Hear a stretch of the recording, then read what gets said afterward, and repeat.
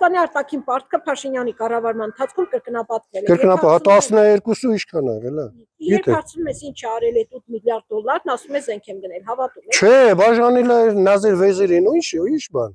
Բա Նազիր Վեզիրին է բաժանել, ինչ է որ։ Իրանա տվել 7 միլիոն ինքը վեկալել է։ Այնքան բան էլ է, ասեի, հոգնե արդեն։ Արցակուրդի ձևակերպի հելի ֆրֆր ավտոբուսով, ուրախ ավտոբուսով։ Ոչ մի բան չի արել, մենակ տվել է։ Ուրեմն 4 թագավոր ենք ունեցել։ 4 հոգին իրար հետ, ընդամենը 7 միլիարդ այլ է։ 8 տարում 8 միլիարդ վրան բերել է։ Ինչ ենք արել, բա որ արել է, չի ասում մեր անվտանգության երաշխավորը Ալիևնա։ Ուր է դրա զենքերը։ Զենք ունեցողը կվախի Ալիևից։ Ես չեմ հավատում, եւ Աստված որ չանի հանկարծ այս ընտրության նորից ընտրվի։ Մեր պետական պարտքը հնարավոր հասնի մինչև 20 միլիարդի։ Որովհետեւ ինչ արել։ Նայում ես, մենակ պարտքի վճարներ։ Մենակ մեր համայնքն էլ տարեկան 500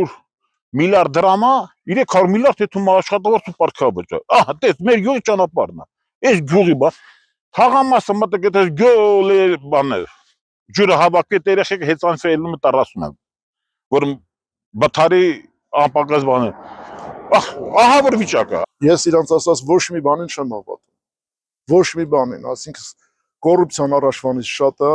որ իրանց շեշտը դրել էին կոռուպցիայի վրա,